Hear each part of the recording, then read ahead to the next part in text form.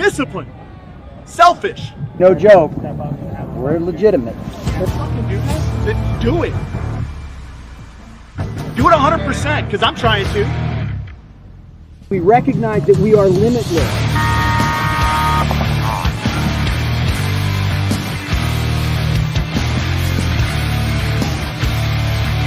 You gotta be a champion to become a champion, right?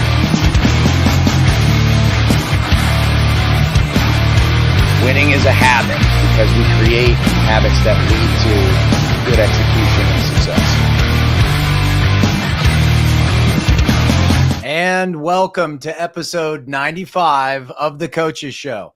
I'm Coach Mike Bianca, and with me as always is my friend and coach of Red Legion, Ryan Gray. We have an awesome show planned for you tonight. Joining us are two of the best to ever do it. We have the World Cup Championship coach of Tampa Bay Damage, Kevin Bredthuer, as well as the Series Champion coach of Paintball Fit, Coach Casey Harris. We're going to pick their brains. We're going to gather their thoughts regarding the latest news in the professional league, as well as break down the World Cup finals match between these two powerhouse teams. So settle in for a night that is sure to be both insightful and informative. Don't forget to like and share, as well as get your comments into the chat. The Coach's Show is brought to you by our awesome sponsors, Maxed. Get your deals done now for 2026. Contact Charles ASAP at Max Sportswear and have your team looking fresh next season. BKI, the best knowledge in paintball, the place where you can find all the drills and all the skills and even a few great coaches. Sign up at bkipaintball.com today. And Thunder Valley Paintball, formerly Tiki's Paintball Park. Same great park, just a new brand. Not only a great park, but one that seems to be kicking out some serious talent. So all you got to do is go look at some of the wins from that park at World Cup this past event. All right. Before we get started with the latest news and bringing in our guests, Ryan and I, Ryan graciously is allowing me to do this. So I wanted to take a moment to address my departure from Dynasty. First, thank you to everyone who reached out. I received over 100 messages, and I think I have successfully responded to all of them. If I have not got back to you, I promise I will. But I wanted to say publicly, thank you for the incredible support. You guys are amazing. Dynasty is an incredible group of men who have a legacy of winning. And when a team is used to winning and they have a bad season, you have to look at all the elements that went into it. But the first place you have to look is at the top. And leadership is one of those elements. And as a coach and as a fan of this team, I take accountability very seriously. And Dynasty is a different animal. And, they're very set in their way of doing things. And who can argue it hasn't worked for them? There's a lot of push and pull from some incredibly intelligent men, who essentially set the standard for how the game is played today. I'm a coach who values a strict adherence to structure and organization and discipline and planning. But more importantly, note, I'm a developmental coach who focuses on relationships and emphasizes individual growth, team dynamics, mental aptitude, and all that on and off the field. Dynasty is developed. Dynasty has those relationships and they have the aptitude. Whereas we had a great start to the season that obviously fell off in Texas. Yes, execution on the field is a very important aspect of the game. It's the only aspect of the game, really. But a coach has to be able to draw that performance out. He has to prepare his guys for those moments. He has to have the words and wisdom to reach them, to focus them, to prepare them. Yes, they have their part to do, but it was apparent I failed on that level. We have to be able to look in the mirror and recognize where we can be better. And when a team does well, it's the players. When a team does poorly, it's the coach. It's that simple. I want all of you to know that it was a very amicable break. It's like it's like Matty Marshall. We were talking about it. He said recently, you have two great friends who both have some great qualities about them, and you think they should get together and date. And at first, everything looks like it's a match made in heaven. And then after a little while, you realize, hey, we're just better off friends. And that's what this was. I am forever grateful for the opportunity to lead such a storied team. But I'm most grateful for the friendships I made this season Because of Dynasty, I was introduced to some amazing people, and I've built what I feel are new lifelong friendships. And because of that, I can't look back at this past season as a bust for me personally. I also feel this experience has made me a better coach, right? From the bottom of my heart, I wish them all the best, and I am sure they are about to really surprise a lot of naysayers. To Team Dynasty, you guys got this. To the amazing pit crew, I love you. And to the Dynasty Champions Club and the rest of the Dynasty fans, you are all amazing, and I will miss you terribly. God bless you all. And yes, I do have offers on the table. No, I don't know what I want to do yet. I've been focused on my beautiful and amazing family. They are what is most important to me. At the end of the day, my role as a husband and a father is my main priority and always will be. If it can't be that, then how can I seriously consider being a coach? But I'll pray about it, and we'll see where God lands me. All right, enough about me, Ryan. Let's get to what these people are here for. Well, I'm going to talk about you for a second. God, what a humble, amazing way to kind of close that chapter, right? And I think it speaks a ton about your character, which those of us who have had the privilege to get to know you on a personal level, you're overflowing with it, right? It just continues to show the kind of man you are. And I sent this quote to you because I thought it really, was meaningful for your position. But like, I read it every day now. Right. And it's what a privilege to be overwhelmed by the growth you dreamed of. What a privilege. Yeah. Right. And we constantly you and I talk about this regularly on the show. We constantly try to put ourselves in positions where we can have new experiences and grow from those. And you always want to be better on the other side, right? Regardless of the outcome of the product, we want to be better on the other side. And obviously you are, right? It's a blessing. I continue to say that to you, and I'll continue to say it. It was a blessing for you to be there. And honestly, it was a blessing for you to not be there anymore. I got tired of not seeing you smile. So, well, I appreciate it. You are a stalwart friend, and I am blessed to have you in my life. And I appreciate all the kind words from you and all of those people out there, including the other coaches that called. You guys are incredible, and I really appreciate all of that. I really do. It means the world to me. So, thank you. Yeah. So Sheldon Podcast is in here. And he says, we're taught to look at things from a negative lens. So beautiful way to look at it as a privilege, of course, yes. Right. In your book, you kind of talk about some very similar things, right? As you're struggling to try to find yourself and your identity, the only way you can do that is by putting yourself in really uncomfortable positions, which again, you talk about quite a bit in your book. Yeah. Yeah. If you guys haven't seen Sheldon's book out there, go get it. It's on Amazon. Great Christmas gift. Yeah. So let's talk a little bit about kind of some things that are going on. Let's bring the guys in, right? Yeah. Get their point of view on this. So for everybody, you guys all know who these guys are. Mike's already introduced them. But some of the things that you guys get to hear this a lot from SK because, he's on all of our pre-shows. But we don't get to hear Casey talk about these things very often and just get his pure opinions. And I'd like to add Casey also next year to our pick'ems. Yes. Oh, by the way, for the audience, SK won the picks this year. So by one. So we still owe Mike from last year. And now we got to figure out what SK wants us to do. But he won. But I would like to add Casey to the picks next year. His team wins so much. He's on here a lot anyway. We just might as well make him part of the picks. So welcome, Casey. Welcome, and SK. Yellow. I love seeing you guys. And this is going to be such a great show. I can't wait to get y'all's thoughts and insights into a lot of what we're going to talk about, but I can't wait to break down this match because it was such a great, and you, before we get started though, I got to ask, Casey, now I think you sent in the green room, we were talking about this, but Casey, you had set some goals for the year, and SK, you'd set some goals for the year. And I would love to hear from both of you if you met those goals, or all of them, some of them, most of them, none of them. You want me to go first? Sure. Yeah, you go.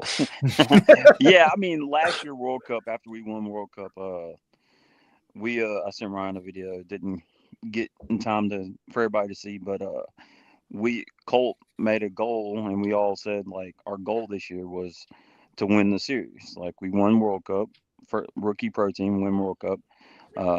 And for this season, like let's win the series. Of course, we wanted to win World Cup also, but we came short there. But we did achieve our goal of winning the series, which second year pro team, that's a huge accomplishment. So yeah, massive. Yeah. SK. I didn't set any goals. Yeah, I honestly, SK, if you would have said, like, here are the goals I set, I would have literally right away started calling bullshit. Like, Yeah, no, I mean, my only thing was I hoped we like improved along the year, because like continuity, like we've discussed this before, it's a huge deal. Totally. And because we had so much change, whether it's from new guys, injuries, adding guys along the way, retirements, all that, I knew it was going to be a little harder than normal. And they're all like veteran pros, so it ended up happening, but I did not set any goals. Yeah.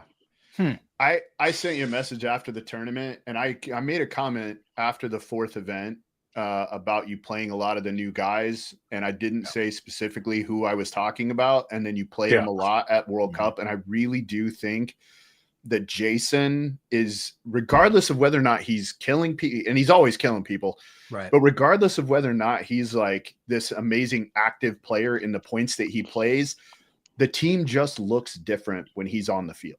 It just looks different. Like the energy is different. It seems like confidence is better. I think he plays a little differently than a lot of other like threes or twos. Like he bullies people around and is like weird when he does it. So it's harder for teams to adapt to that. And I just like, it was about practices, and whoever plays best at practice ends up playing. And like I really wanted to play him, Jake, and Marcelo together, because communicating wise, those are probably the three of our better guys. So I wanted them to all play together, but like on some of the other layouts, that just really wasn't possible, like easily. Yeah. So yeah. Well, you definitely guys found your mix. I mean, on day one, I thought you guys, 100%. X Factor, Uprising. I said this last week. You guys all looked amazing on day one. Yeah. 2 weeks ago. Sorry. So also, I forgot to mention this, everyone, for last week. Apologies for not getting the show out. Casey had a family thing that kind of came up, and so we moved to this week. And apologies for not getting a show out last week. We want to make sure Casey had the show. We could have done the show with just SK, but we want to have both of them on. We think that's right. Yeah. So. Yeah. We don't want to just give you one side of the story. Yeah. Especially SK's. Yeah. No, not mine. Yeah. He's like, I don't know. He's like, I had no goal.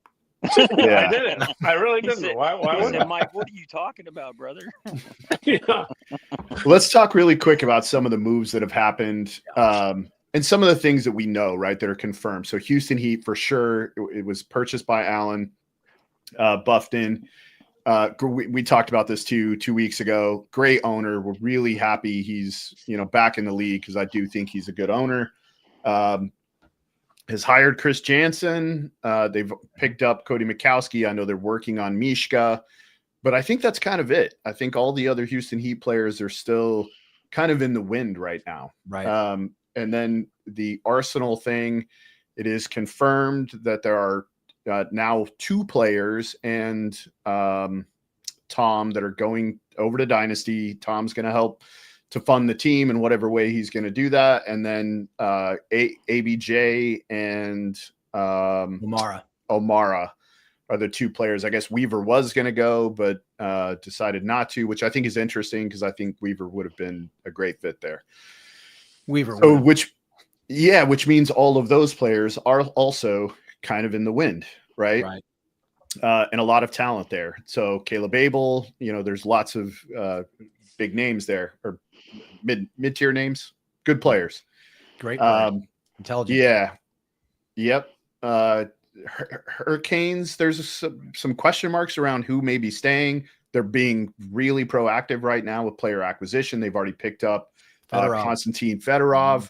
I hear they're starting a semi-pro team. They've hired Gerald Garcia, who's going to be helping that team out, which I think is awesome for whomever is going to be on that team to get to play with him. He's a very intelligent guy. I think you'll learn a lot.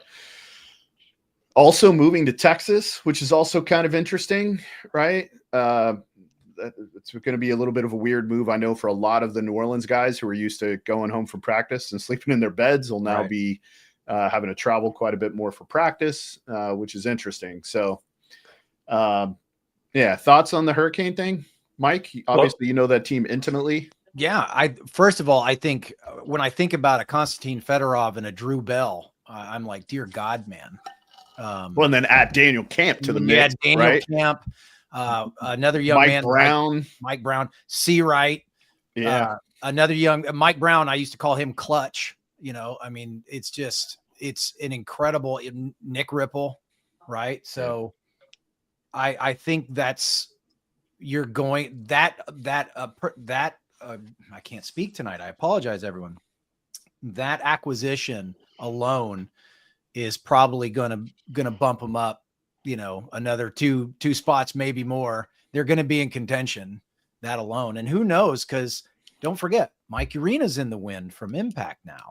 Mm-hmm. And I think he lives in Dallas. He lives in Houston. Yeah. Okay. Well, it's not that close, but he is proximity, right? Pretty close. It's 4 hours. It's 4 hours. It's pretty close. So, of course, I've seen a couple of social media posts of him playing for Dynasty back in the day. So who knows, he might go back there.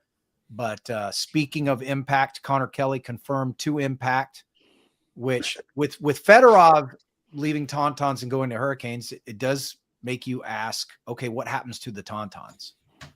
And then you've got to ask, okay, Connor Kelly leaving Aftershock to go to Impact. It makes you ask, okay, what's happening with Aftershock? So, and obviously, okay, what's happening with the Arsenal spot now that Tom Ford and those players have moved to the Dynasty camp? So there's a lot of things up there. I think the Hurricanes are making moves.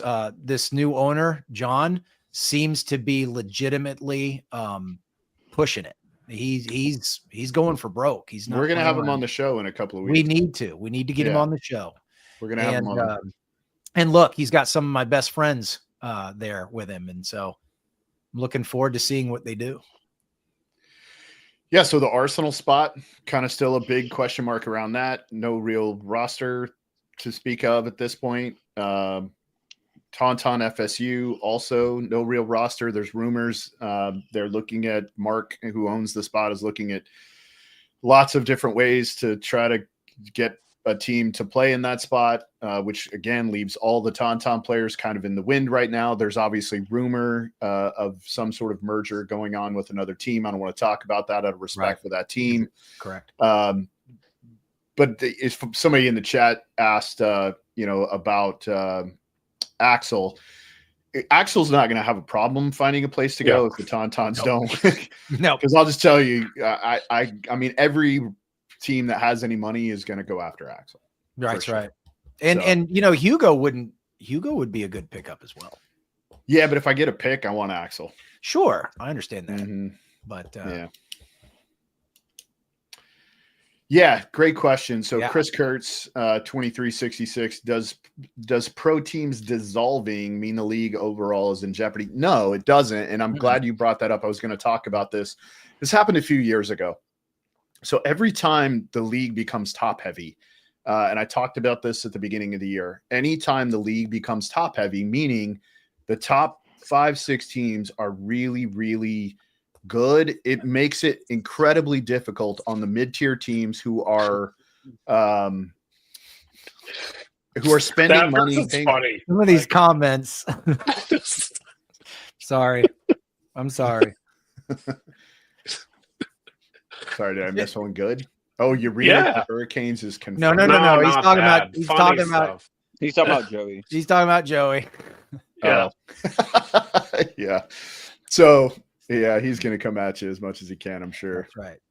Yeah. But anyway, all right. Now that we've got that out of the way. Yeah. Golly. So anytime the league is top heavy, it makes it really difficult on the mid-tier teams, right? And what I mean by that is if you're spending a lot of money to do this, and just having a professional team is really expensive, but then you add in paying a few players, it gets overwhelming if you don't believe that you have real opportunities to win, not just to be competitive, to win. And this year, the league was incredibly top heavy, right? And when that happens, those mid-tier teams, we start to see this kind of shakeup.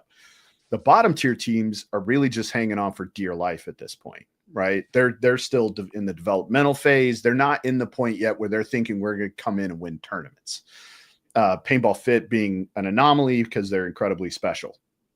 But the mid-tier teams really have a lot of shakeup, right? And this happened a few years ago, not to this extent, but I think the last time it happened, we also only had 16 teams. So it's a wild time. It's going to be really, Mark Johnson's in here. Don't know maybe he can tell us what's happening with AC Diesel, obviously with BJ Henningberg, Clint Johnson, and Mark Baginski all kind of retiring. It was really kind of the core other than Mark and Jesse, right? So it leaves big question marks around kind of the AC Diesel spot. So you're really talking about literally the entire middle of the pack is all shaking up, right? From Houston Heat all the way to AC Diesel. It's going to look a little bit different. So other than Infamous, right? Looks like Infamous is, who knows what Infamous is going to do. A lot of opportunity for Infamous if they want to go grab a few guys. I think they'll probably go after some of the former Arsenal cats. Yeah, they're right there. They're right Makes there. sense. And it makes sense. So, Makes SK, Casey, you guys have any opinions on these confirmed aspects in the news? Yeah, the Hurricane. I tried out for the Hurricanes, or I sent in the form, and they did not. They only said they had a pod cleaner swab, and I think that's a great don't job have for any. you. I don't have any experience with that, so I don't think. But I think you'd be great at it. That can be a goal for next year. Yeah, there you go. Set him up here, buddy. Set him up here. Well, wait a second. You gotta Casey, start did somewhere. you clean any pods this year? Did I? Yeah, Yeah. you did. I cleaned. I did. Sometimes. I did. Sometimes. I did too. I absolutely I clean did. pods. Yeah, I clean pods. SK's like, At practice, like I clean pods, I fill Yeah, I pods, was I do like- whatever's needed. Yeah. Look around. Yeah, if there's a job to be right. done, I just do it. Yeah. Servants Yeah, so attitude, right?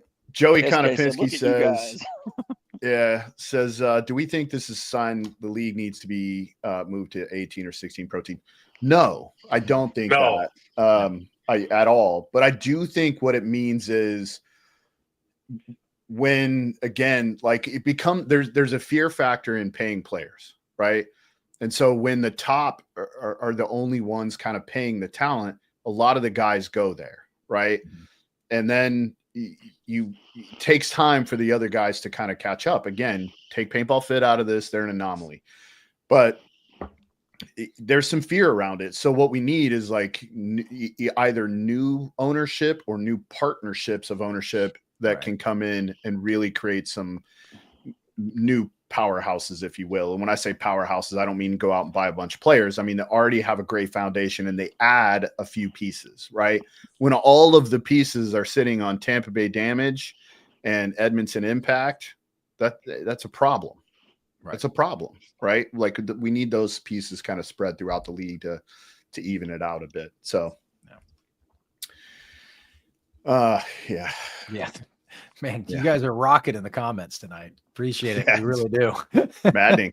All right, so let's talk really quickly about Tampa, and then we'll talk about World Cup for you guys. So, for those who don't know, this is what's happening Thursday, March 19th. So this is the day that 3-man would normally be occurring.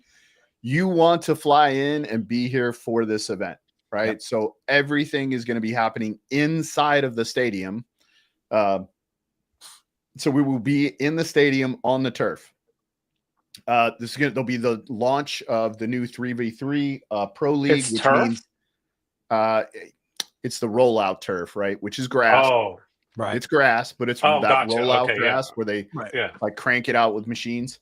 Yeah. So launch of the new Pro 3v3, which here the details I have on that are literally just that it's going to be all the teams will have to commit at the beginning of the year. It'll be the same teams throughout, and it'll be a legitimate series. Then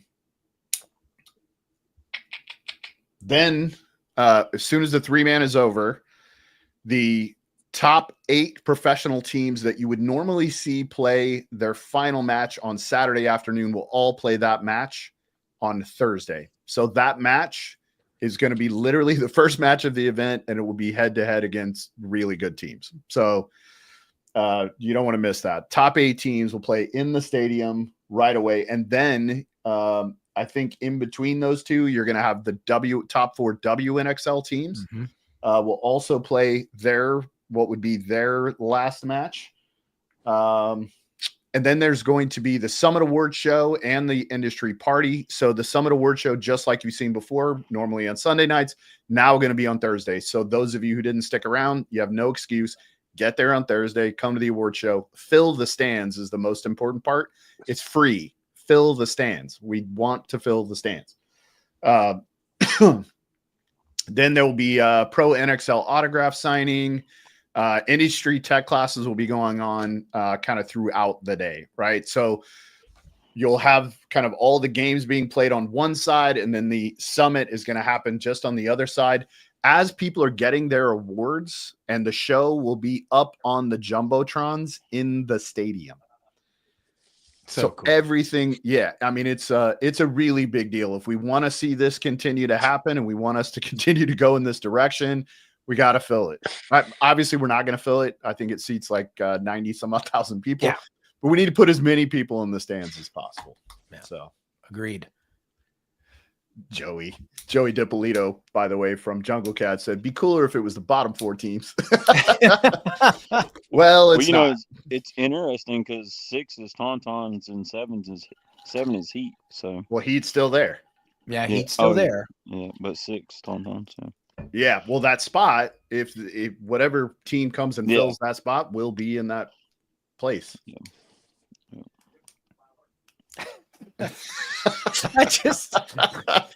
Some people are on a roll tonight. Joey, that one may win. An interesting addition to the Pro League for sure with that one.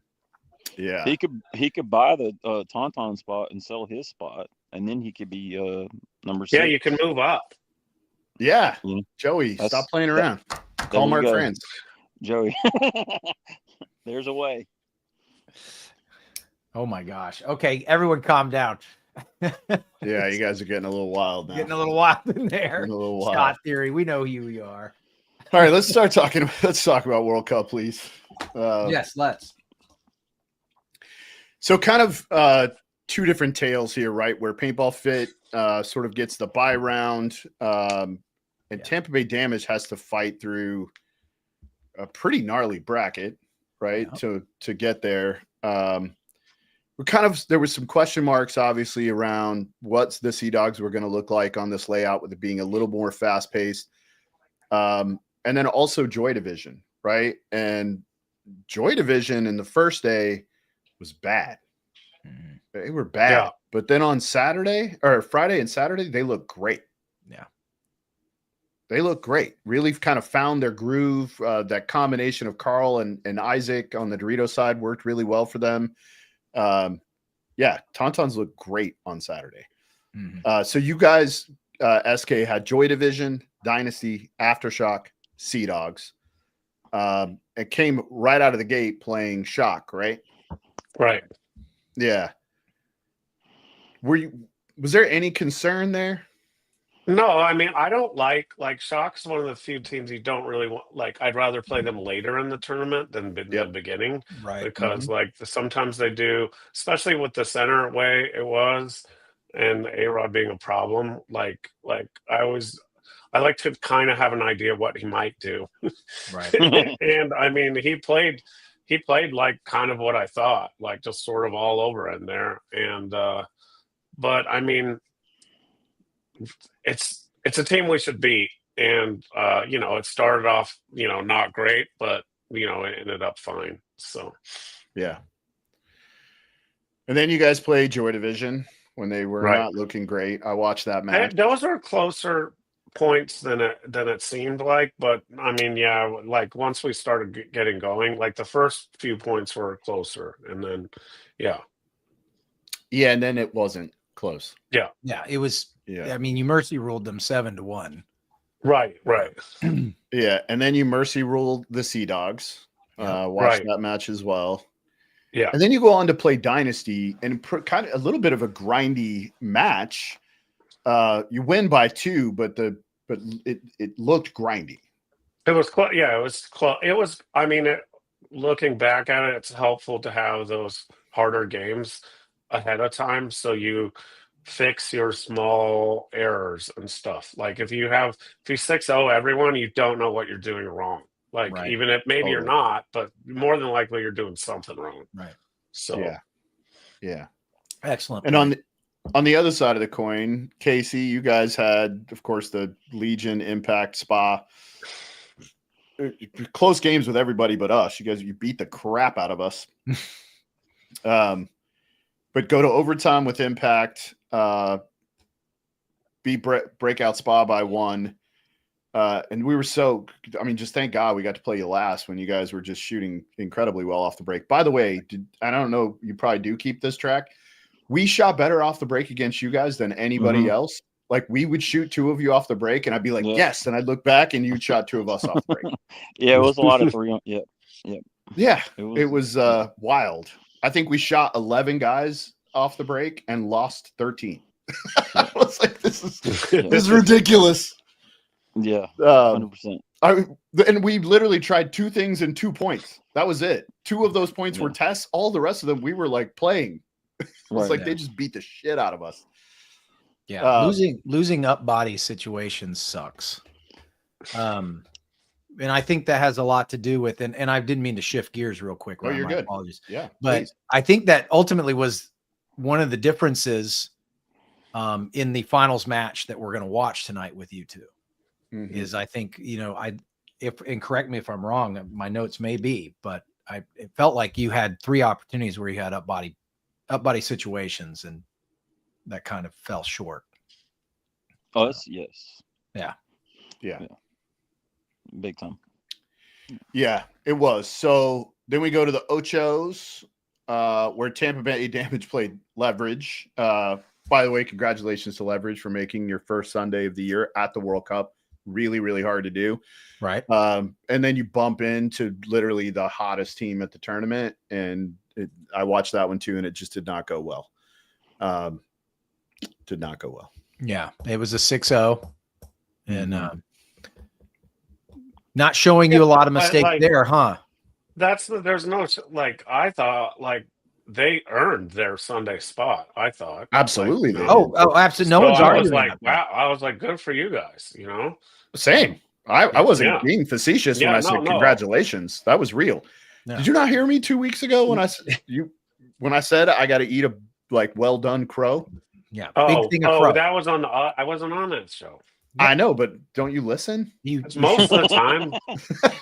It's I literally had to say, it's not one of my goals. It's not one of his goals to listen to the show. Chris Caputo puts in it one of his social media posts in quotation marks, they don't have a chance. I said that.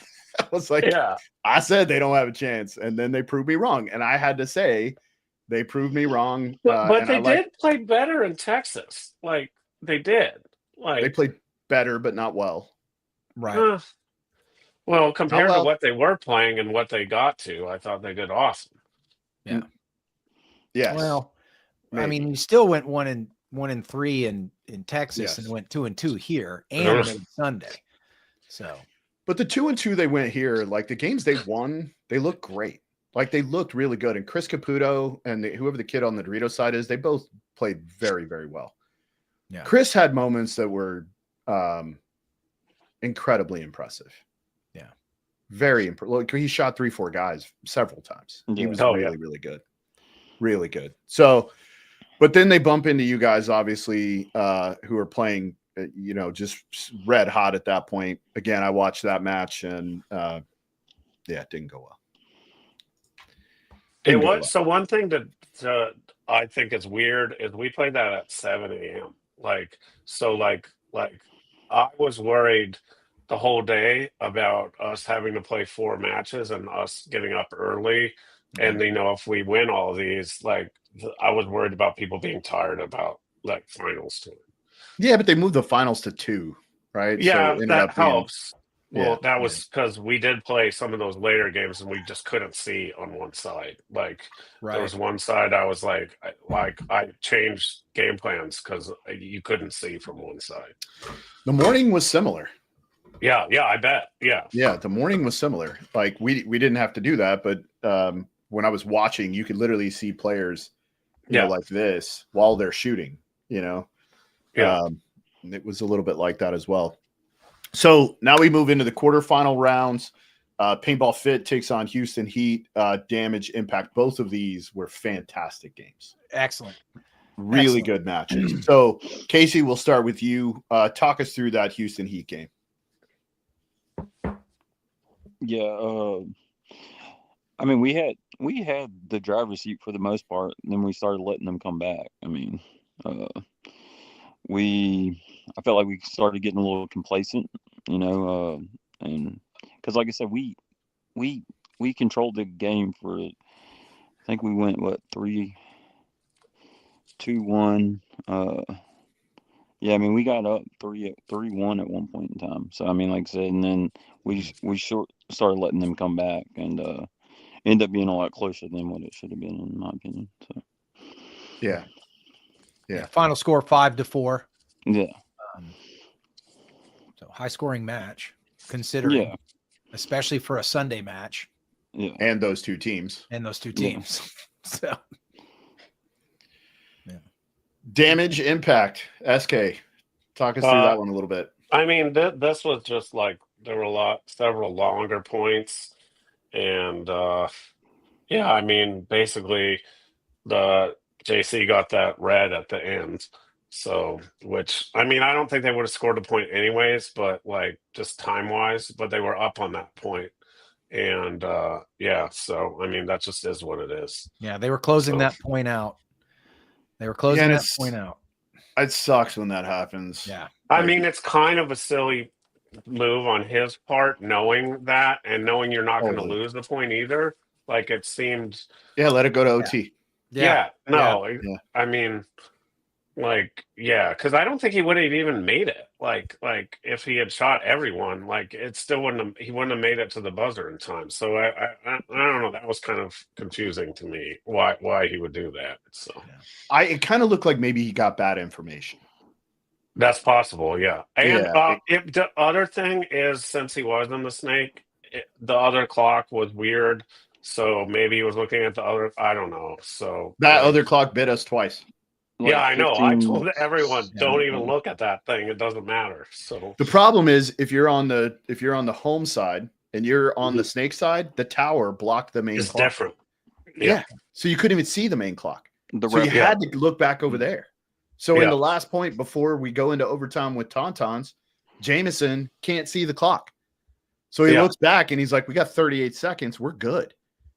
Yeah. Well, we didn't have 38 seconds. We had 22 seconds. Right. We weren't good. Things were not good. Yeah. So the Dorito side guys are like, we got to go. The snake side guys are like, calm down. We've got 10 seconds to work with. And it's bad. Ridiculous. Kind of. Yeah, kind of. So yeah, that one was kind of a tough one to watch. Okay. Paintball Fit X Factor. X Factor looked great. I was a little bit surprised at how this game went. Yeah, I mean, that's always a good match against, I mean, like I said, we've literally gone back and forth. That's what I was looking at earlier today with X Factor all season long. We've played them every single event, some events twice. So, I mean, it's kind of like our big brother. I mean, I would almost say as far as like the Jackson brothers and them kind of, whenever they play on AC Dallas, you know, I mean, that's a lot of the system that we use today. So, TJ and the Jacksons for sure. Mm-hmm. So, I mean, and then with TJ not being there, you know, that's a big loss for X Factor, but they still play phenomenal all weekend long. So yeah, it didn't even look like they skipped a beat. no, Wild, right? You're missing one of your best guys, and you still look amazing. Yep. Yeah, it must be really hard to be Ryan Brand. Must be. Bless his heart. So, Damage Tauntauns. Now that was a game. Yeah. No. So, what do you think, man? I mean, another 9-point match, right, on a Sunday. Yeah. With between these two teams, it's fascinating. It was big haymakers. Yeah, I mean, like the one thing I did, like, even though I don't know if you want to say a good job, is like I conserved time on those early cup. Like we went down 1-3, but we still had a lot of time, like a ton of time left. So I think that I mean, no one wants to do that, but it's the right thing to do. So Right. I think that helps. Like that's like a cost management kind of thing that, I think sometimes people wait too long. Other people go too fast. So there's a balance that's somewhere in between. And yeah. Especially with your guys. Yeah, that's legit. Right. Yeah. They pull out a lot of low body stuff. Yeah, They do. They're either going to win a gunfight or they're going to launch and win fast or lose fast. Yeah. I mean, I do think we've practiced that a lot more as the season went on about them thinking about what I would do. Like I would give them, their time to be able to do whatever they had. And if it didn't work, fine. But it's better, it's better to do something than nothing.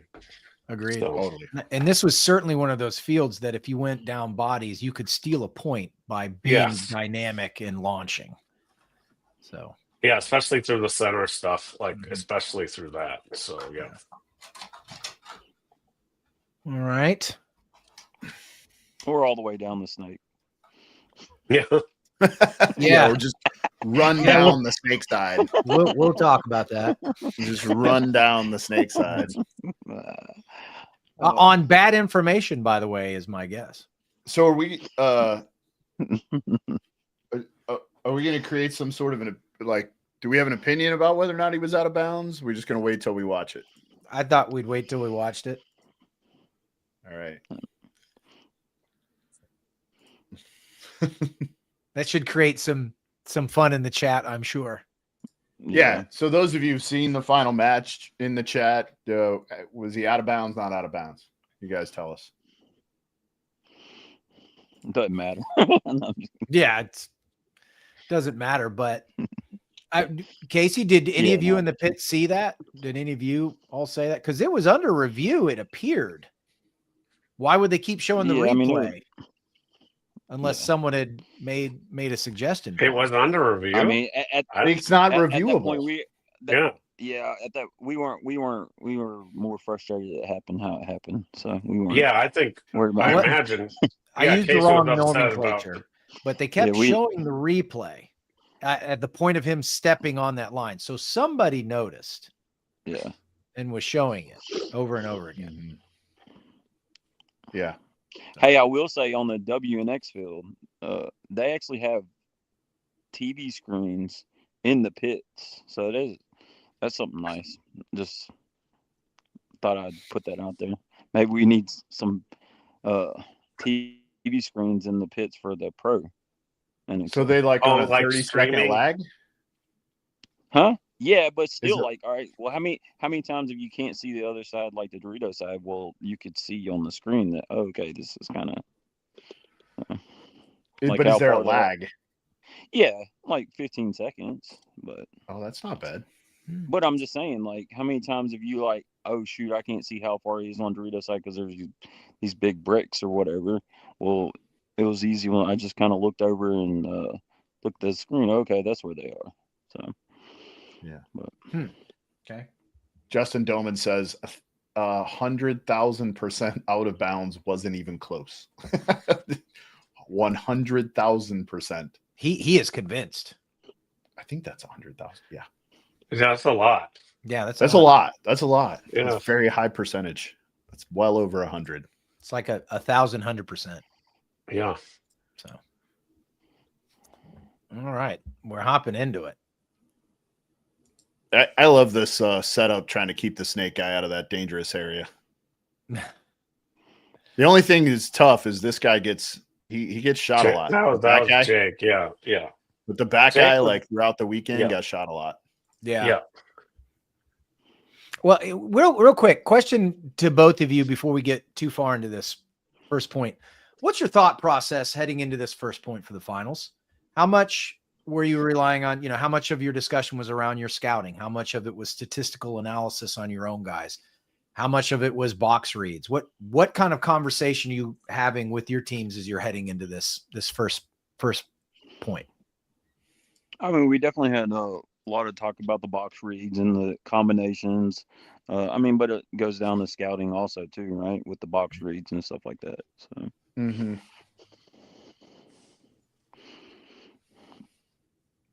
SK, got nothing? Yeah, no, I mean, I don't have much to add. I mean, I kind of just did what was working for us most of the time. Like you'll see later, we go out to the corner a lot because for whatever reason we were making it. Yes. And other teams were not. I mean, obviously our guys are pretty fast, but like it just was a distinct advantage if we could make it. So yeah, Mouse is pretty fast. He's relatively quick. He's not bad either. So yeah. No. And when you have that kind of 1-2 punch, you can do some things. Yeah. I also thought one thing that some people might not notice is I switched Keith and Mouse off almost the whole day. And I really do think during like matches, especially these ones, like them being fresh really helps. Like, I mean, Scott played a ton he was playing really well, but like he can't be at 100% at the end of the match, like no matter what. Like it's just not possible. I mean, no one is, but like it helps that those snake guys, especially with the sand and all that stuff. Yeah, that's what I was about to help. I made that comment to Ryan that your use of the two was brilliant. Yeah. The way you used them really was. Point one was almost a 5-minute point. And you said, SK, you went with what you knew was working. You said, so Damage saw success with that Dorito run in previous matches. I know Dynasty couldn't stop it, but Fit shoots sheer here on the break. Yeah. So I wanted to do that so they at least be worried about it. Sure. I didn't want them to start shooting farther inside. So I wanted them to make sure they focused on a farther guy, if that makes sense. No, it makes perfect sense. That was my thought, at least. Right. Now so Fit shoots sheer, but Damage shoots Mason out of the snake can, and it becomes a 4-on-4 from the bat. I do love how Keith Brown immediately feels the snake to counter Stewart. He can do this because he probably isn't feeling any pressure since Mason he was not stuck from that can, and we had two guys in that can, so his whole play was to get out of there as soon as it was safe, and without their can there, it was pretty easy. His only threat really is a well, it's not really. If the snake guy wrapped really hard away, which wouldn't be super smart. So. Right. Both Jacob Edwards and Seabaugh do a good job of getting wide behind their snake players and working to get a setup that worked for both teams well throughout the weekend. Casey, I felt Fit. You spread wide both sides first, right? And you begin creating a lot of pressure for Tampa Bay. That pressure leads to 2 eliminations, Keith Brown in the snake and Marcelo Margot in the D side juice box. Though I think, does Colt trade with Marcelo? No, I don't think so. Okay. Because as soon as Marcelo comes off, it looks like Colt's coming off too. So, but anyway, long story short, you're now in a 3-on-2 advantage to Fit. You have position, but then those pesky Edwards brothers. Was this the setup? So was this the setup you guys were trying to be the snake 2, Dorito 1 or 2 so that you could cover these areas? Yes. Yeah. Yep. And we didn't really like going right to the snake 3 because there was so many shots in there. And all the bounces. Mm-hmm. Yeah. So. Yeah.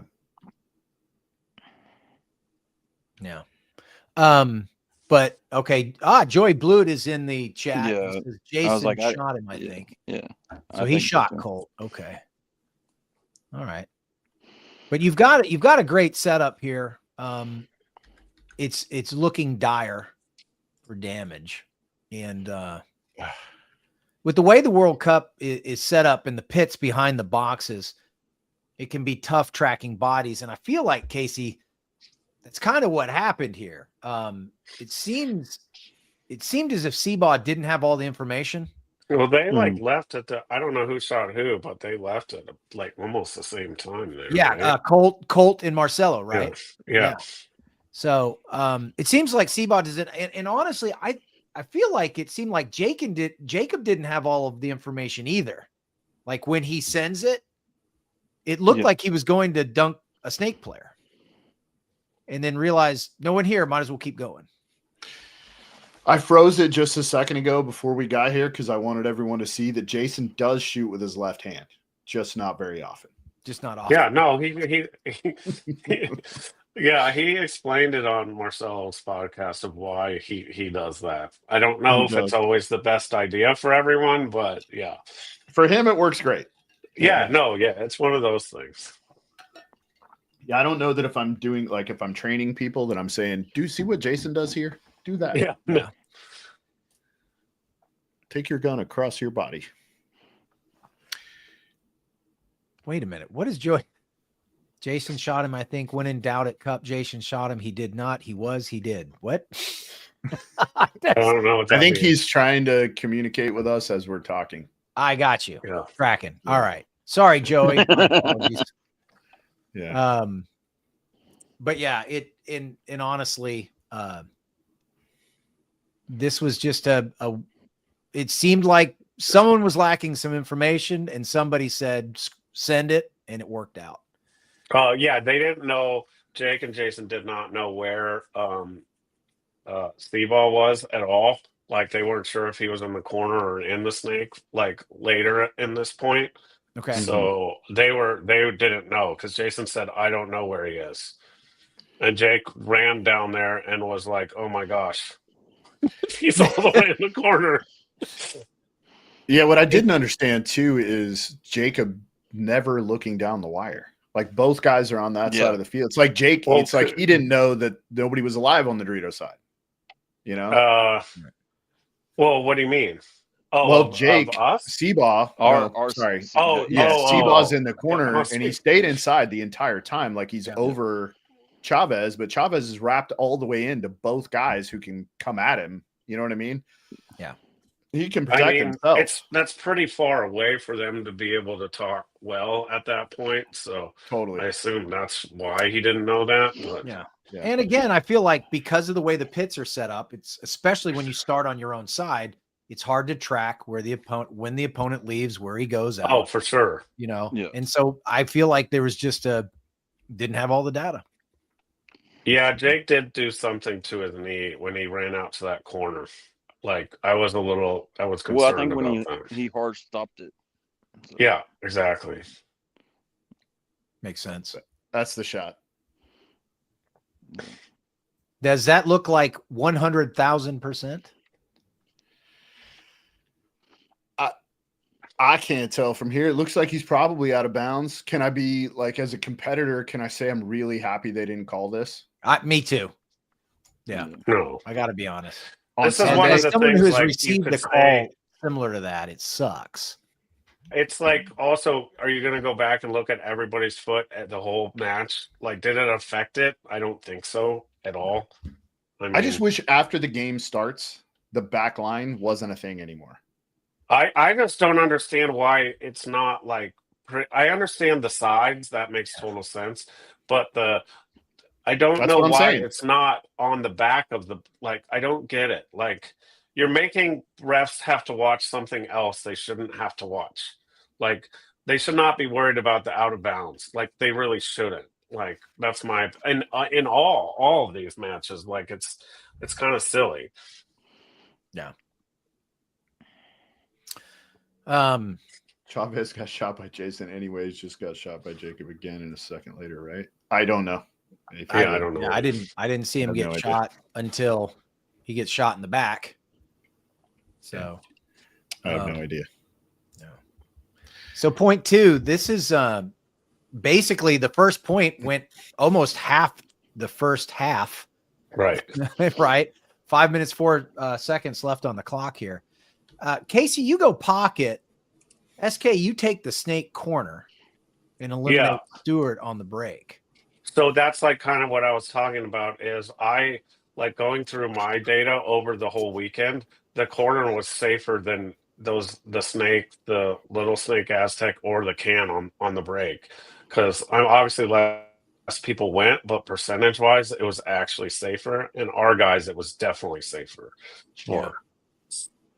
Well, I think when it appears this way when you watch the point, it does look like Stewart gets caught engaging, like comes out on first engagement and gets caught the moment he posts up on the outside. I think that was Mouse from the corner on a wrap, maybe. Yeah.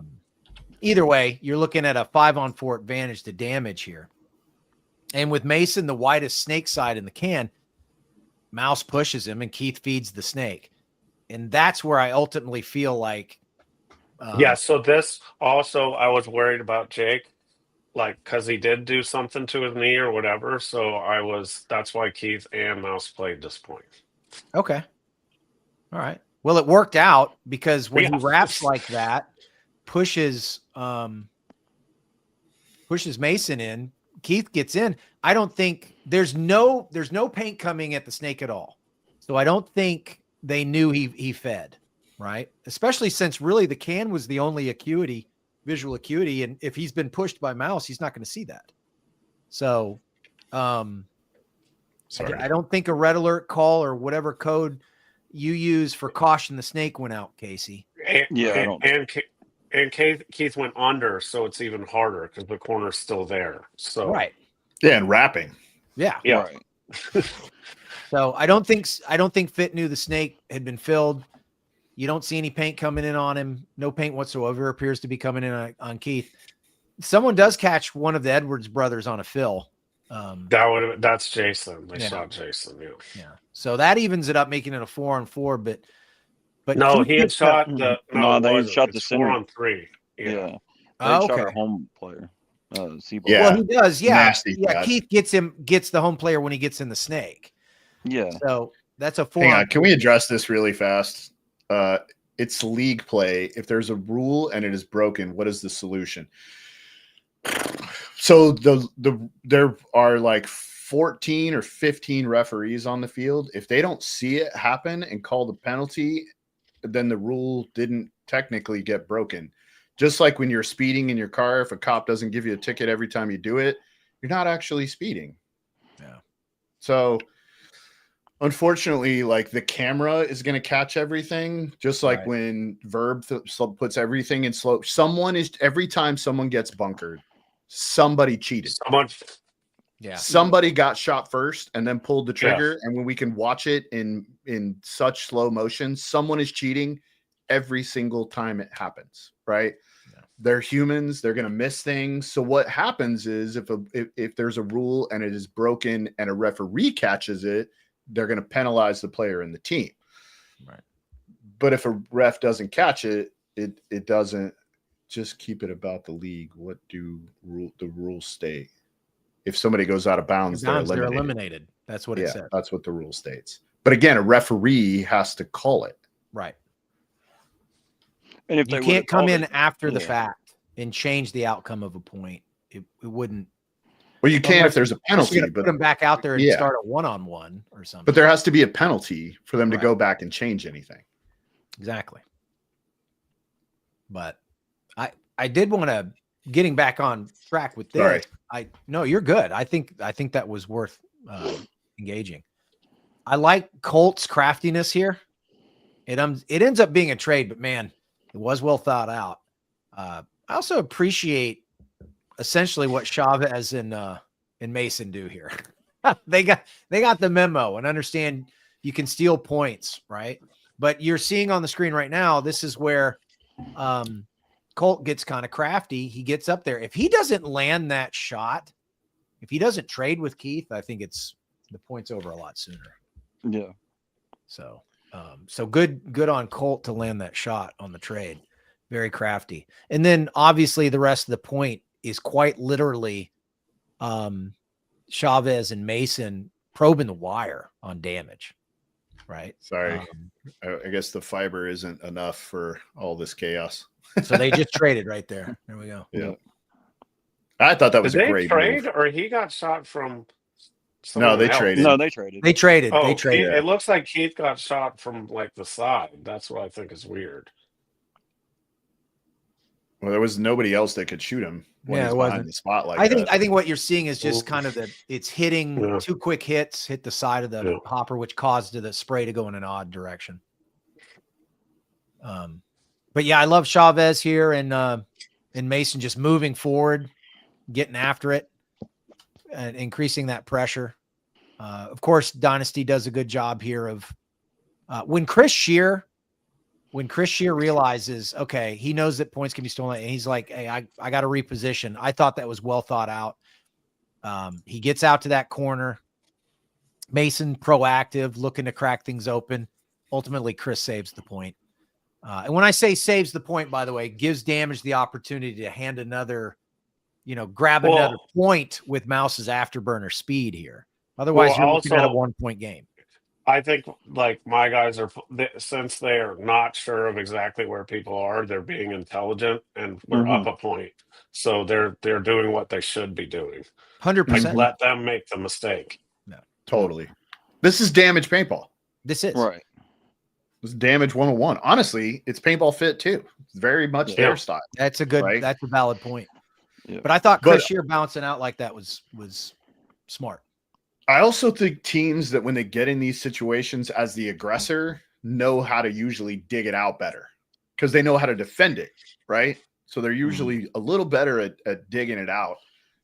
Daily Smack and Joey will get to your questions as soon as we're done with this. Yeah, those are good questions. Yeah. Man, I thought the middle was going to be so much dirtier. I did too. Well, everybody wanted to go to the Dorito 1 and the Snake 2 and sit on the cross forever. Slowed everything down.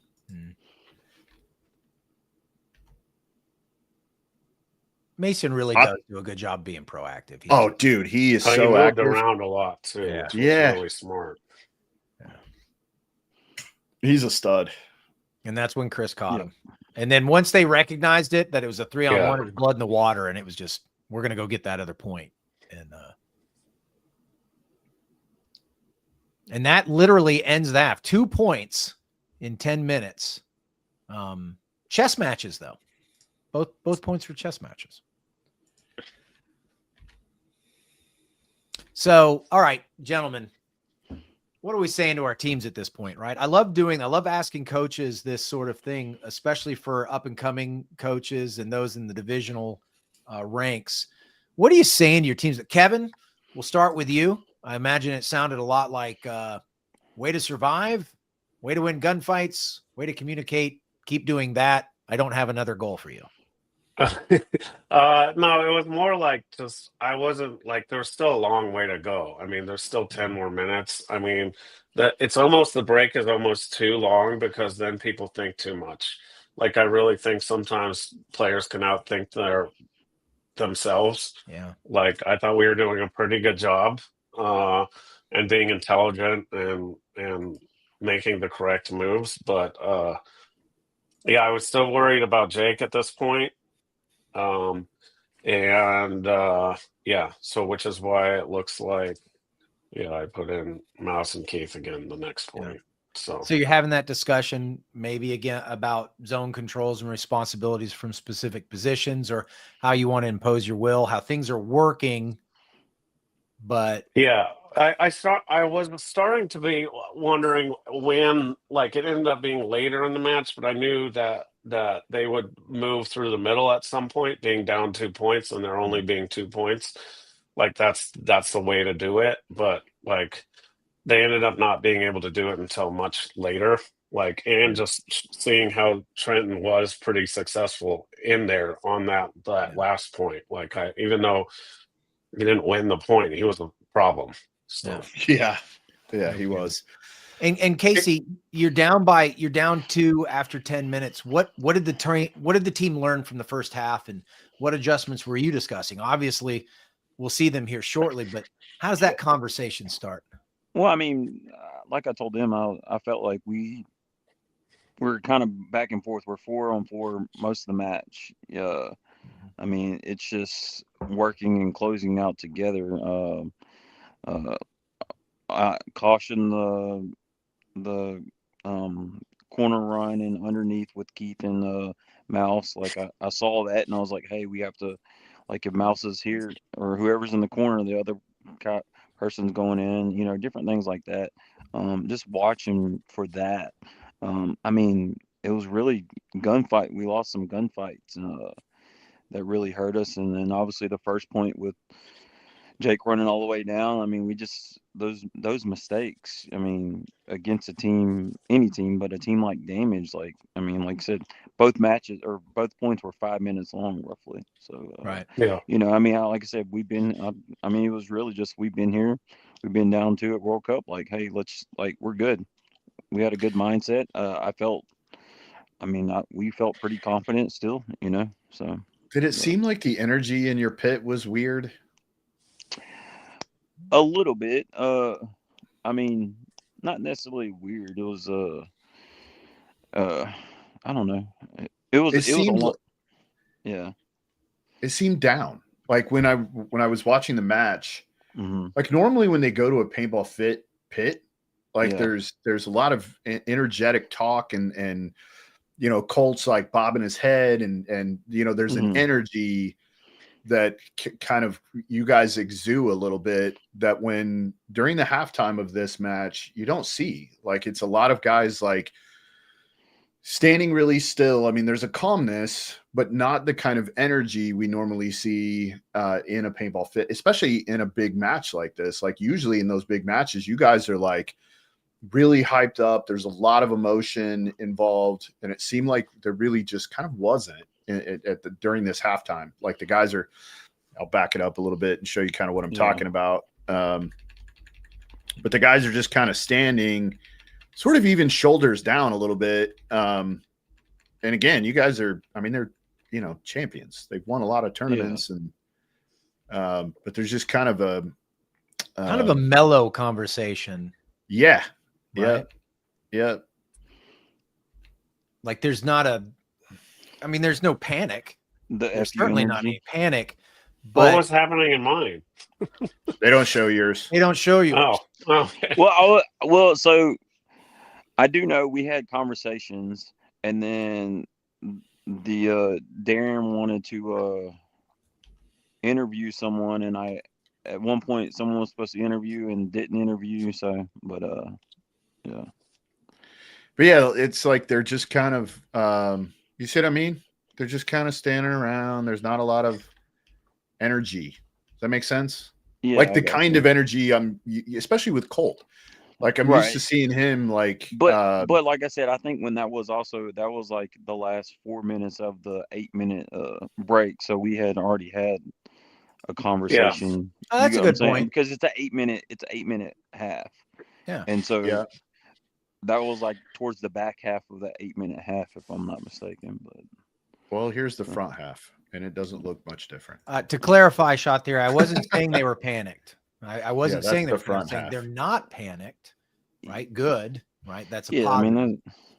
It just seemed that the energy was low, and I know exactly what Ryan was talking about because it's to your point, Casey. It's you'd already had the intense conversation about what needed to change, right? And so now it was just a waiting game, and so everyone's kind of in their own, Yeah, and I certainly think there's a place for that. It was just something that I noticed when I was watching the match earlier. I was like, "That's weird, right?" Like, and you probably know what I'm talking about. Like Colt's always kind of like, like I said, it almost like energy. Yeah, it's like he's foaming, right? Like he's standing right there at the net where the gate is, and he's like rocking back and forth, and he's kind of like bobbing his head, and he's just like he's got this, animalistic thing that's kind of happening, and there's this, and it kind of.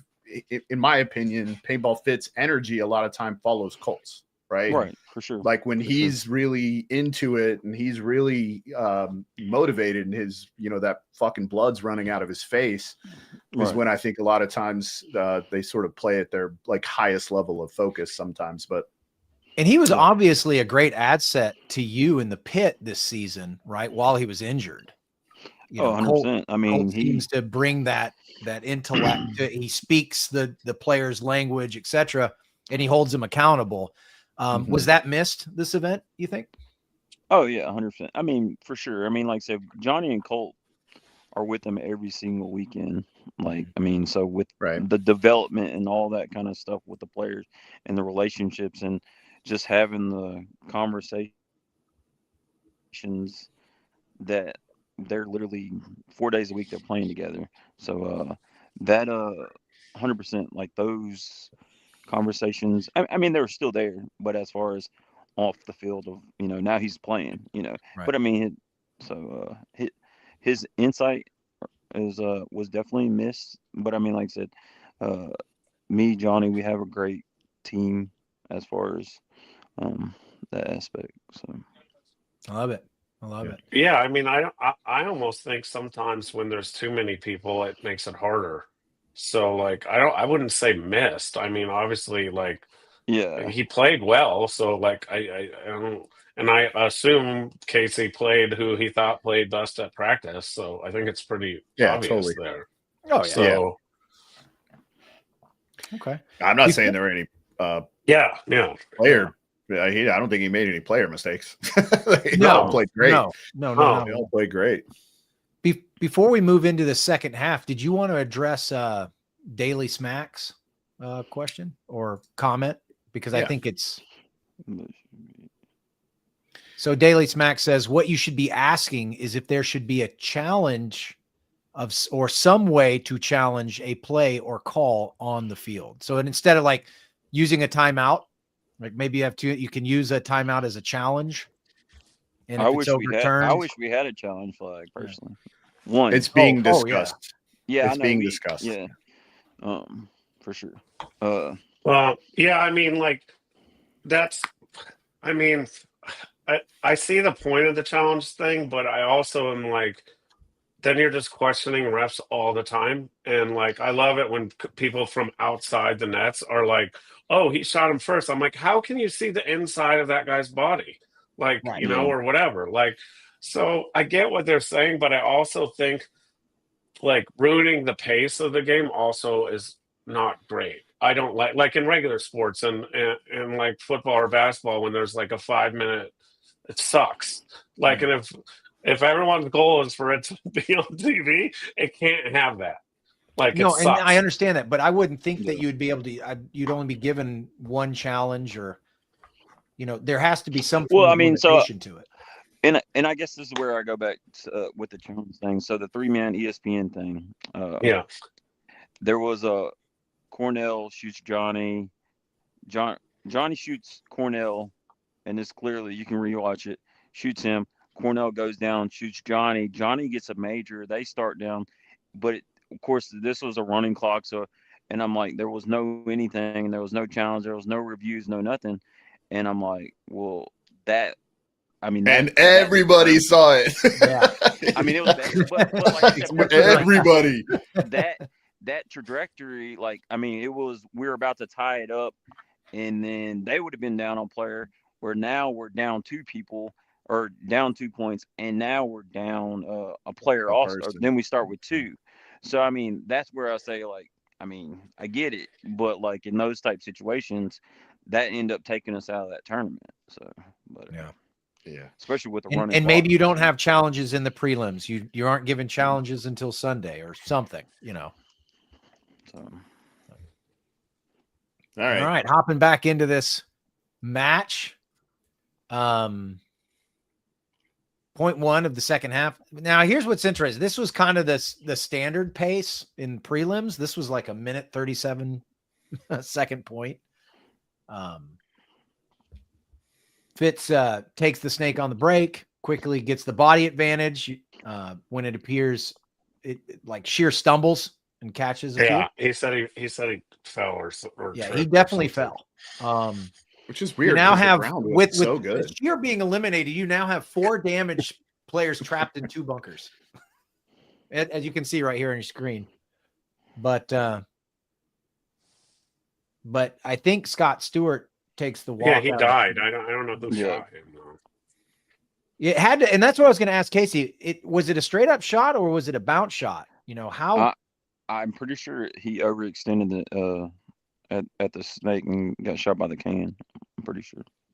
Okay, all right. So how are you coping with the visual acuity on the widest damage player, right? So they're doubled up in that snake can. Did Scott know they weren't wider than snake can? And once he dropped, there really is just one gun to beat to get into the God or snake insert bunker. Interesting enough, that advantage is short-lived. His mouse gets caught feeding the snake. And then bam, bam. Yeah. So it was a well-executed point. Way to answer first point of the half from Fit. You know, so what's going on there, Kevin? I mean, you saw that too. I'm not actually worried about this stuff at all. Like it's like I knew there was 10 minutes. This was going to be like a 10-minute big fight. Like, you know, so losing a point, obviously it sucks, but they also have to win points like that to overtake us at that point. So, and losing Chris off the break really kind of screwed that whole play up, because then we're stuck with 4 people in 2 spots, which sucks. And I guess that's what I was getting at, because you're not going to sit there and lose it after 1 point. But, no. So I'm like it's still paintball and their team's real good. Like it's not surprising that we lost a point there. So for me, it's just like reset and go again. Okay. Point 2. There's it's always interesting. Well, I was just gonna say it's always interesting. Like anytime you go big pocket, right, and it falls apart, as a coach, you're like, crap, because you know I gotta go wide now. Like I have to, and they know it too. Yeah. Right. No. And this is where things get interesting. Was point 2 of the second half. By the way, 8:33 left on the clock. It's a 1-point game, 2-1. You got identical breakouts here, save for each team. Basically, each team snake 1 or snake side 1 is what changed. Damage goes to the corner and Fit into the snake insert. I'm pretty sure Chavez loses his first or second engagement here, it appears. Yes. So once again, Damage the 5-on-4 advantage, but then Gehringer drops about a minute 30 later in a gunfight. Yep. Okay. They both died. Yeah, gunfight. Okay. So, but now Colt is kind of screwed because he's just in the back center, so he has to keep Chris and Marcelo contained over there. Right. I do like Jacob Edwards' moves into the snake. Yeah. Well done. He knew what had to happen. He saw the opportunity. He does it. But boy, was that terrible timing when he decided to do a check. That or Colt's just got one heck of a first ball shot. Yeah. Right. So, but we're basically, look, so it's a 5-on-4 advantage right now. Or is it 5-on-3 now? Yeah, it's still 5-on-4. Yeah. And there it is. There's the feed. Well done. That was timed well too, because was that Cyrus that went to the corner? Correct. Yeah. So no one saw him go, I don't think.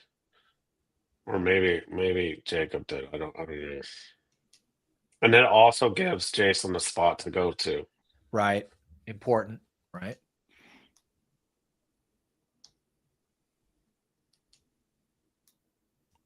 Yeah. If you're I know exactly what they're talking about in the comments right now. He asked for a check. Absolutely. So,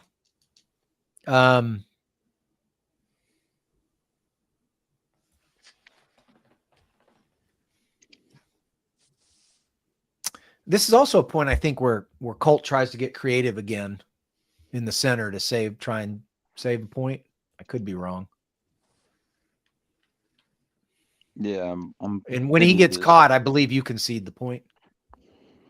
Yes. Yeah, it was like, I think 15 seconds later, but yeah, 10, 15 seconds.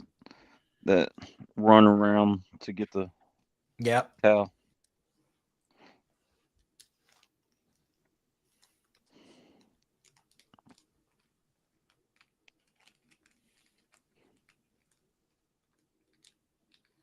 Yeah, there it was.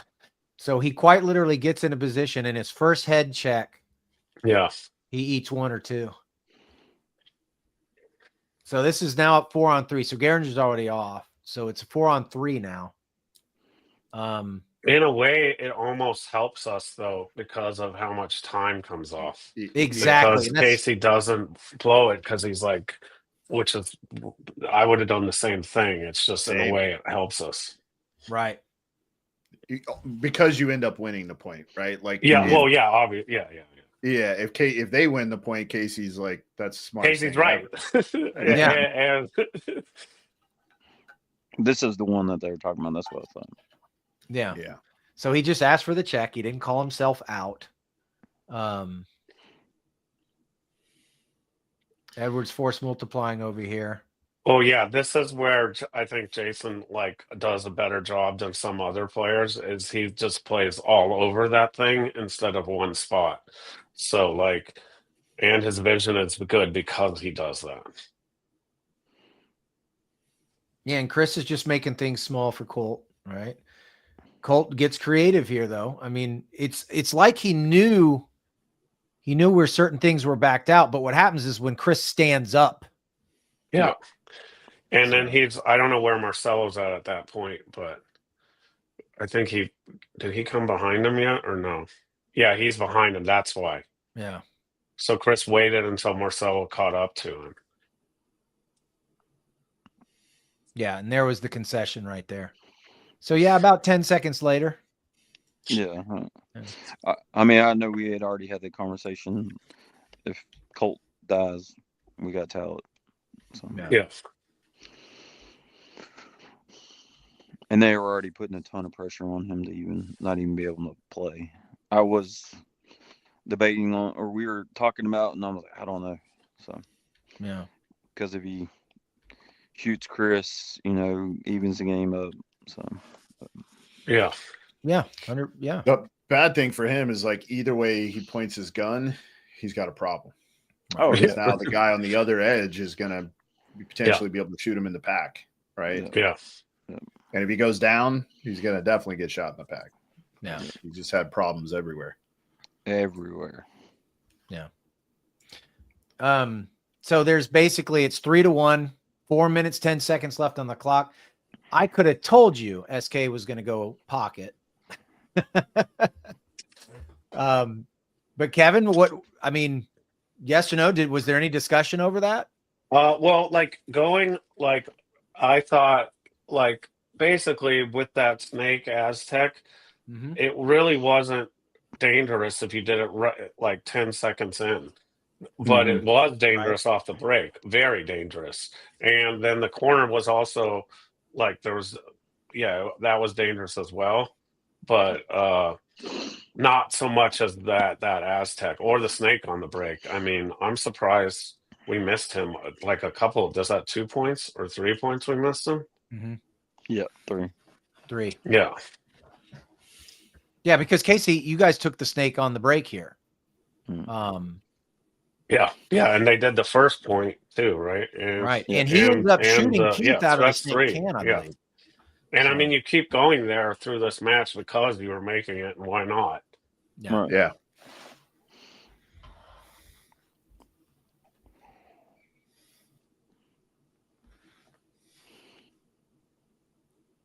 Still 4-on-4. You've got 2 in the snake.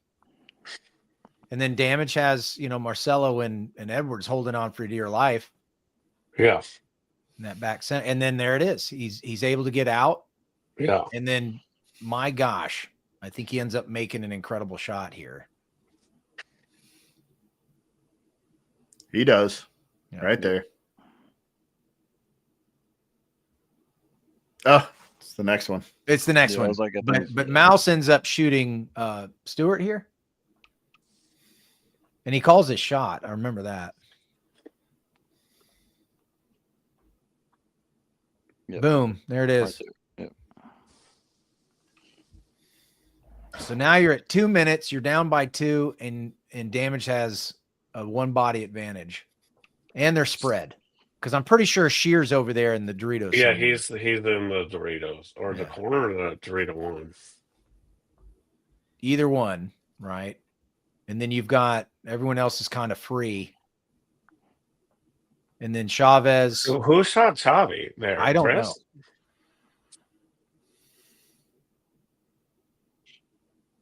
Do you know, Casey? Did he lose a straight up fight with Shear? I think it was a gunfight, but I can't tell you 100%. Okay.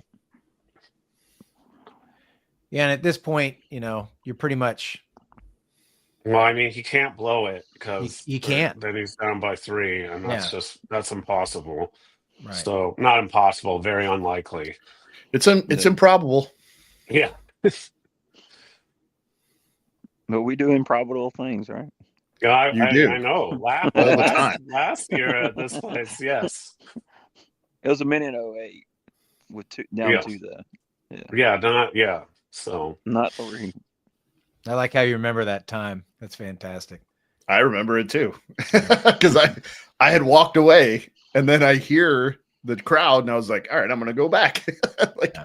Went back to finish watching it. So you concede the point, and of course, this final point, and I'll just let you guys walk us through it. But this final point, you get up on the board. They say he doesn't hit the buzzer the first time, so another body has to come in and hit it. But I think you end up losing like 8 seconds or so from the first buzzer hit. So you would have had maybe 26 seconds. And then it would have been what, 4-2.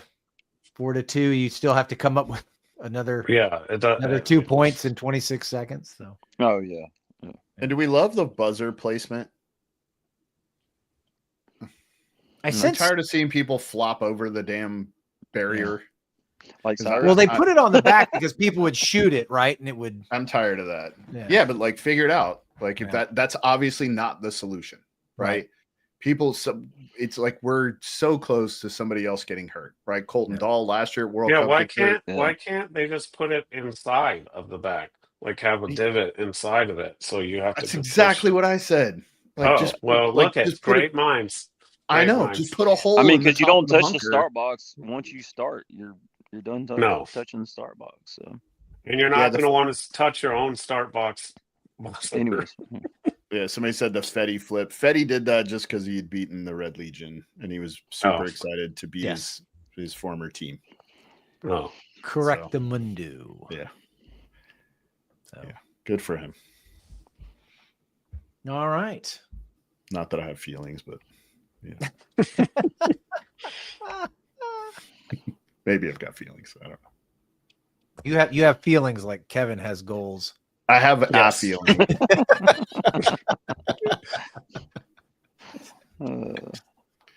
I love this play, by the way. I do too. Looks like the Red Legion out there. And it looks like your guys are being real careful, SK, not to get any penalties. Well, the only dumb thing you can do is get a red. So yeah, that's right. So there, he supposedly hits it. He hit it at 24. Well, he's out. He's 100,000% out of bounds now. So and there's 6. So yeah, 8 seconds went by. Dead player talking. Yeah. Well, penalty. I love that Paintball Fit has so many fans that people get pissed about a guy stepping out of bounds, but Cyrus standing out of bounds screaming at the referees is okay. Yeah. That makes me laugh. No, listen, there's a reason why they have a lot of fans. They're hard good. not to cheer for. You know what I'm saying? Agreed. What a great story. And then the 16 seconds, I'm almost positive one of them gets a flag. on the run. I think he gets a minor because of a pack hit or something, and then that's pretty much all she wrote. We don't need to watch the last one. Yeah. It's a throwaway point. Yeah. Throwaway point. And again, I it was an excellent match. I do feel like it was, you had those up body moments, Casey, and they slipped from you with a gunfight here or a dink there or a bounce shot there. And I think SK, your guys showed such good discipline and understanding of the field and the situation that, I mean, it really was a clash of titans. I enjoyed it. Yeah. And congratulations to both your squads. And Skinny, I'm so happy to see your guys get it together, right? You guys finish in 5th, which is really like you guys should probably be one step higher. I think you should be in the top 4 for sure. Be in the top 4. I would agree. Yeah. But I mean, that is what it is though. Like the Tauntaun screwed that up, like by playing so well all year. And then when you don't, them. Like this is a thing that I think teams underestimate. That first event, if you don't do great, you get screwed the rest of the year. Like your bracket is always harder, like always. Yeah, you're in trouble.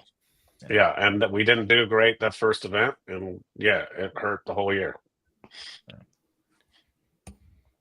Yeah. I did okay in the last event. Consolation prize. You want to show everybody your trophy and then I'll put the picture up? No, see, that's why all I did was do this. I didn't say anything.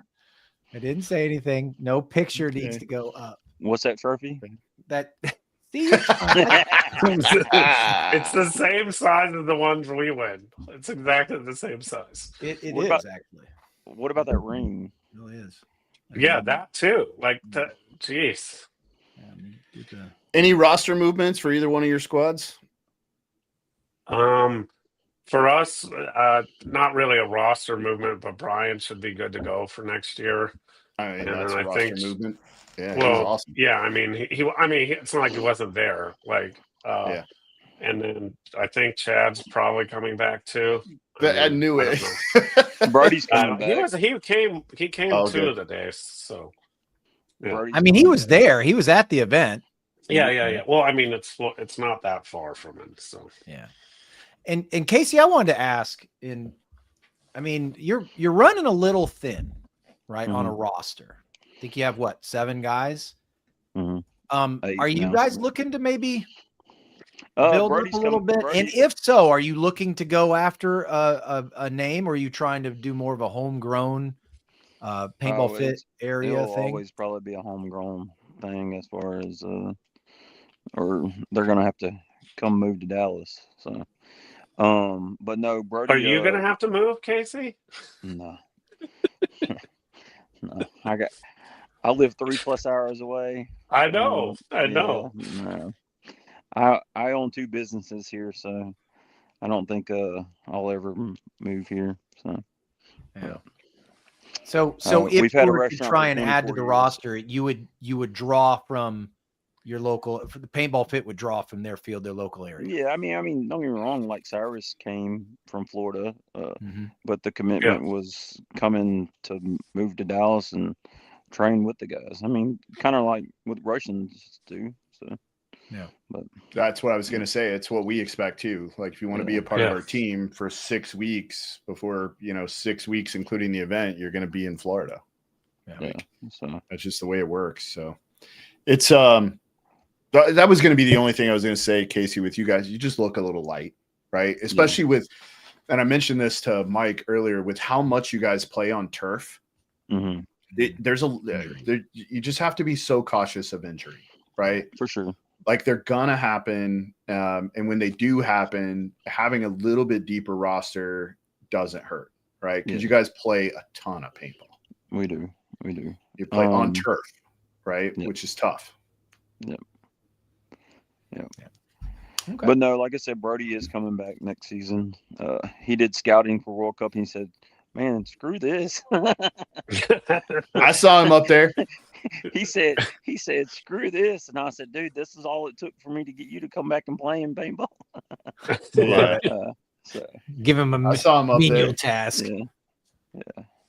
Gets that blood flowing. Awesome. For sure. Excellent.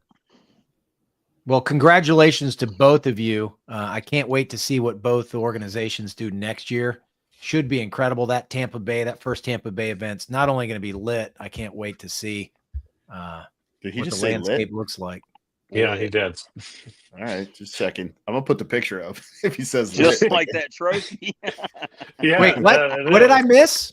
What did I miss? That You glare just on the said trophy. lit. Why did they let you keep the trophy, Mike? Like I don't Oh get no, that. I borrowed it. I'm going to bring it back down the road. Okay. All right. Just checking. It's going to go back to Prime Paintball. So Okay. with the off season kind of upon us and things occurring as they are, who do you guys think, like with the chaos and everything that's occurring, who do you guys think on the other side of this, because of what you know right now, is going to look the best? You mean the best or improve? Like the most improved? Most improved. Hurricanes. I think Hurricanes have a good chance to improve just with like their continuity and just adding one guy or whatever. Mm-hmm. What if I told you Stu's going to take the year off? I don't think it would matter. Really? No, I mean like yeah, you're they adding still have- you're adding a dynamic player for a dynamic player. I don't know. To me, there's something to be said about leadership. No, certainly, but I mean, I don't know. That's not like a young team. I don't think they have a huge problem with leadership. I could be wrong, but Are you trying to say they're old? yes, they are old. They're like my team. My team's old too. So Yeah, they are pretty old, actually. Yeah. I think Canes and Dynasty are going to be both are going to be looking very good next season. Yeah, Dynasty lost the dead weight of their coach. Yep. Big time. But Sorry, he did too get soon? a trophy. Too soon? Yeah, he got one. It's great. He's got a team. But Yeah, who are you going to coach next year? That's That's really a the great question. He's gonna player coach the 3-man. Yeah, I'm just going to be a player in 3-man. So. All right, let's see. Where is the picture? Oh, come on. I know we could get him to come out. Yeah. But no, I think Dynasty's going to be looking good next year. I think you son of a biscuit. Ladies and gentlemen, Mike Bianca. Yes. Back in the day. Real aggro, Mike Bianca. Oh my gosh.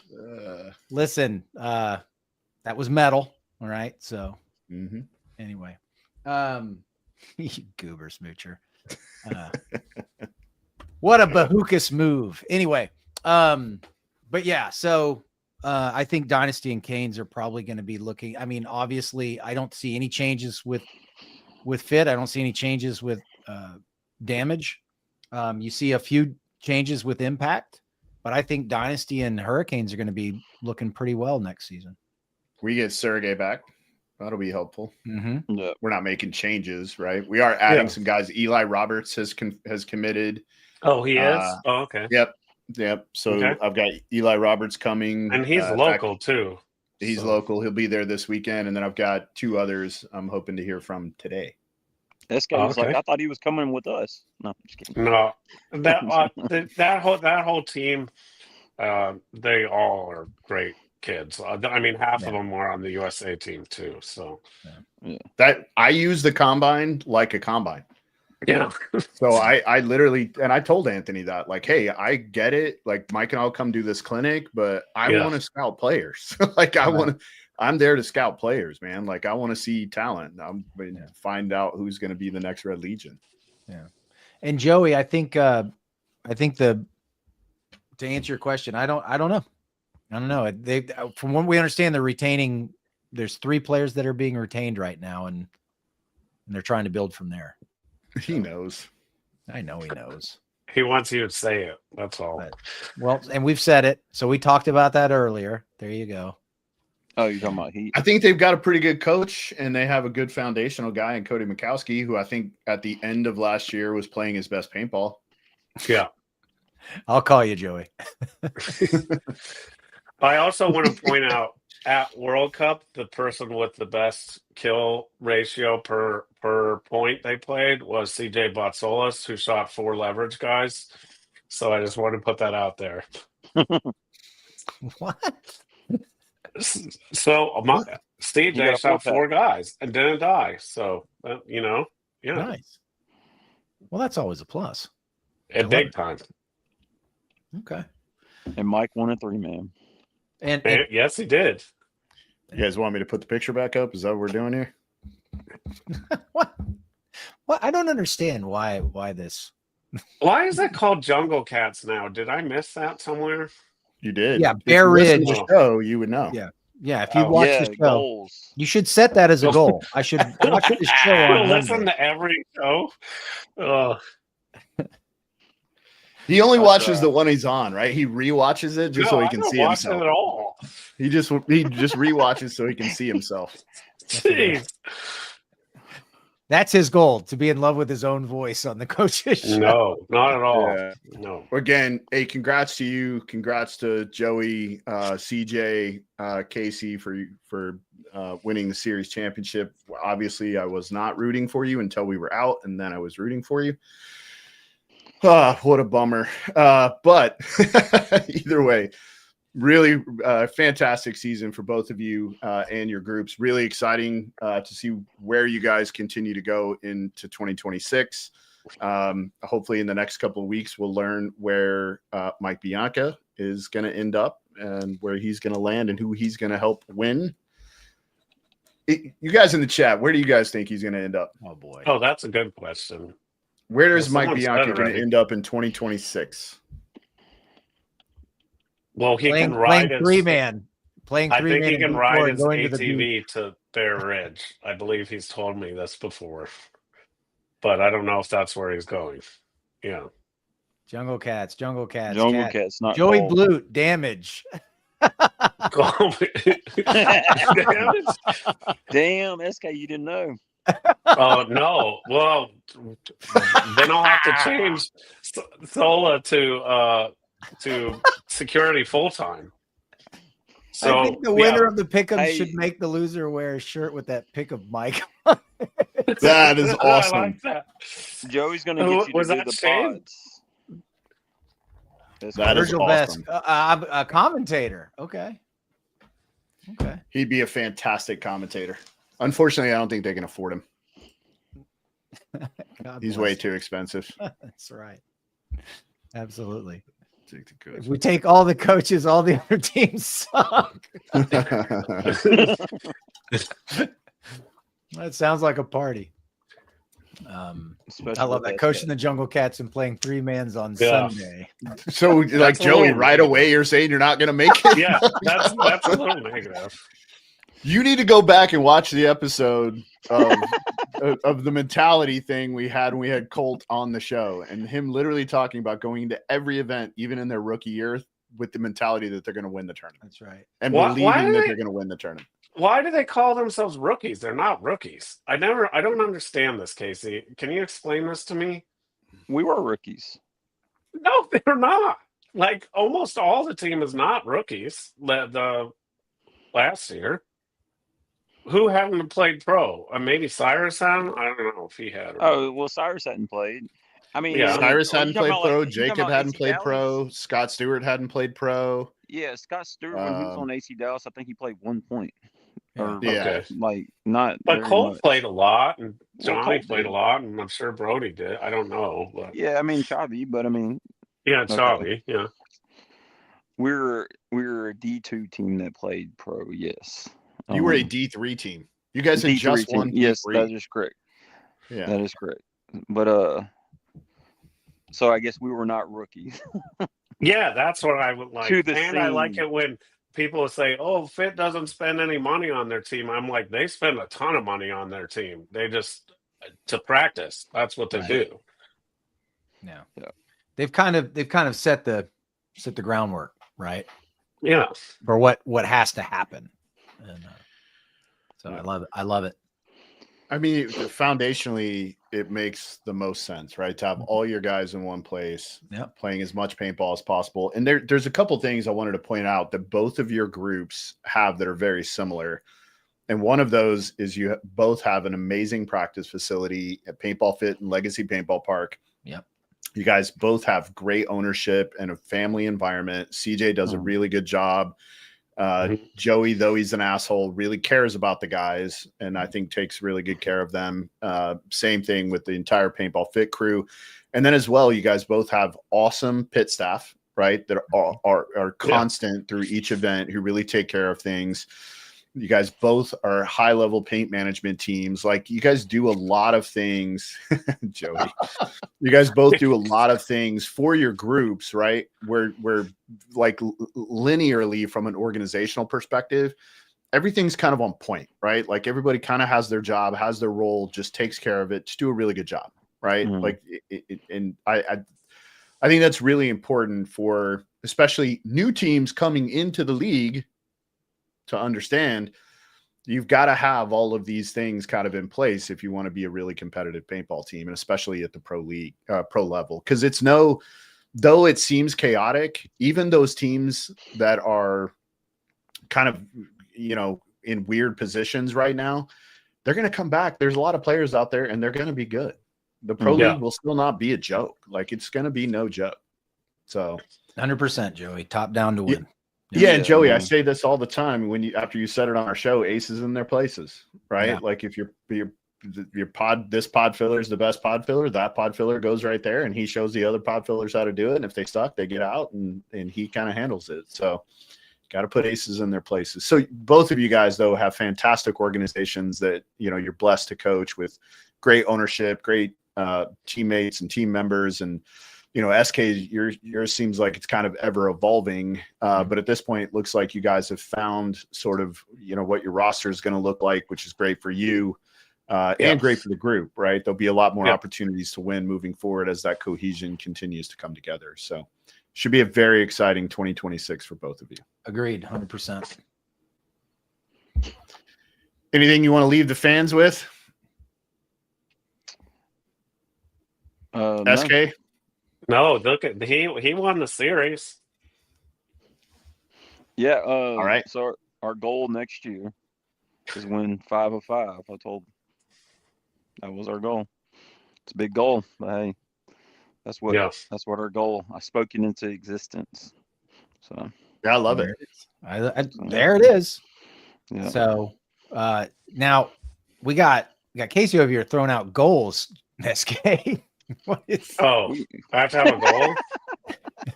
SK's goal is to watch every episode of the Coaches Show. Anything you want to for the rest of the year? Hey, for the rest of the year, I could do that. Is there one or two more? There you go, SK. I'm helping you out, brother. Yeah, I appreciate that, Casey. That's a good idea. See, So what is this saying? Click. Oh, yeah. I also would say this. I think Casey would say the same, and you, Ryan, and Mike, when he gets hired again. Do you have to have like more than one coach? Like, because you need absolutely you need complementary opinions and ideas. Like, and although Joey and I are pretty different people, we actually end up thinking almost exactly the same all the time. So it's like, and Casey has like, Johnny doesn't. Johnny, Colt. Like, I said, I tell people all the time. They put in more work than I do on the weekly basis. They practice 4 times a week with all those guys. So and I think Ryan now gets it too, especially since he has with Max and Alex, like and you, like that.